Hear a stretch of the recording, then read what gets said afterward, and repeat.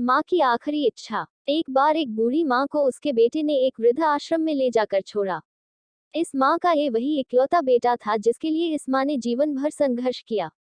इस बेटे के लिए वो सब कुछ किया जो एक माँ को करना चाहिए या माँ कर सकती है।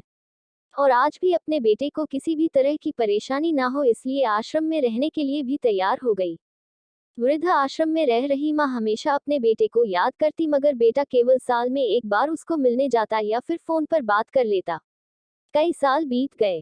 वृद्ध आश्रम से बेटे को एक दिन फोन आया। उन्होंने कहा बेटा जल्दी से आश्रम आके अपनी माँ से मिल लो, वो बहुत सीरियस है।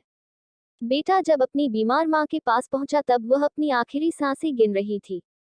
बेटे ने अपनी माँ से उसकी आखिरी इच्छा पूछते हुए कहा, माँ मैं तुम्हारे लिए क्या कर सकता हूँ बताओ। माँ ने कहा, बेटा इस आश्रम में गर्मी और मच्छर बहुत ज्यादा है, यहाँ पर कुछ पंखे लगवा देना। फ्रिज ना होने की वजह से यहाँ पर हम बूढ़ों को कई बार भूखे पेट ही सोना पड़ता है, क्योंकि किसी ने दिया हुआ खाना खराब होने से नहीं बचा पाते। तो इस आश्रम के लिए एक दो फ्रिज भी खरीद कर दे। बेटे ने अपनी माँ की सारी बात सुनी और अपनी माँ से पूछा, आपने इतने साल यहाँ पर निकाल दिए पर आपने कभी भी यह बातें मुझसे नहीं कही और अब जब आपके पास टाइम नहीं बचा है तब आप यह सब कह रही है, ऐसा क्यों। माँ ने बेटे को जवाब देते हुए कहा, बेटा मैंने गर्मी, भूख और पीड़ा सहन कर ली लेकिन मुझे पता है जब तेरे बच्चे तुझे यहाँ पर छोड़कर जाएंगे तब तू यह सब सहन नहीं कर पाएगा, इसीलिए तेरी सुविधा के लिए मैं तुझे यह सब लगाने के लिए कह रही हूँ।